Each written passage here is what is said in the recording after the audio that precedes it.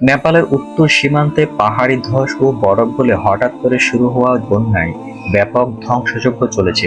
লেন্দে ও ভুটকোশি নদীর কাদা পানি তোড়ে ভেসে গিয়ে মৃত্যুর সংখ্যা বেড়ে 538 জনে পৌঁছেছে। এছাড়া আরো 977 জন নিখোঁজ রয়েছে, যার মধ্যে 517 জন বিদেশি পর্যটক ও পোশাকধারী 88 জন পুলিশ সদস্য রয়েছে। গত বুধবার 26 আগস্ট তিব্বতের সীমান্তের কাছে পাহাড়ি ধসের পর পানির তীব্র তোড়ে নেপালের নদীগুলোতে চলে আসে। নদী পাড়ের রাস্তাঘাট, ঘরবাড়ি ও অস্থায়ী সেতু মুহূর্তেই ভেঙে গুড়িয়ে যায়।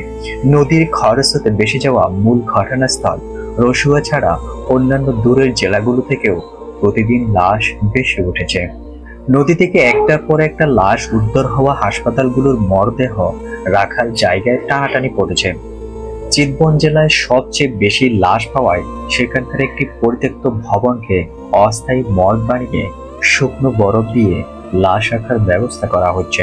স্বজনদের খোঁজে বহু পরিবার হাত গুছিয়ে ছবি নিয়ে অস্থায়ী মরদেহের কেন্দ্রগুলোতে ভিড় জমাচ্ছে।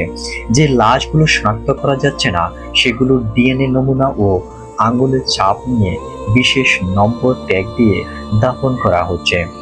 পরিস্থিতি মোকাবেলায় 4,000 বেশি পুলিশ ও সেনা সদস্য নামানো হয়েছে। হেলিকপ্টার ব্যবহার করে দুর্গম এলাকায় আটকে পড়া ভারত, চীন ও যুক্তরাষ্ট্রের শতাধিক বিদেশি পর্যটককে উদ্ধার করা হয়েছে।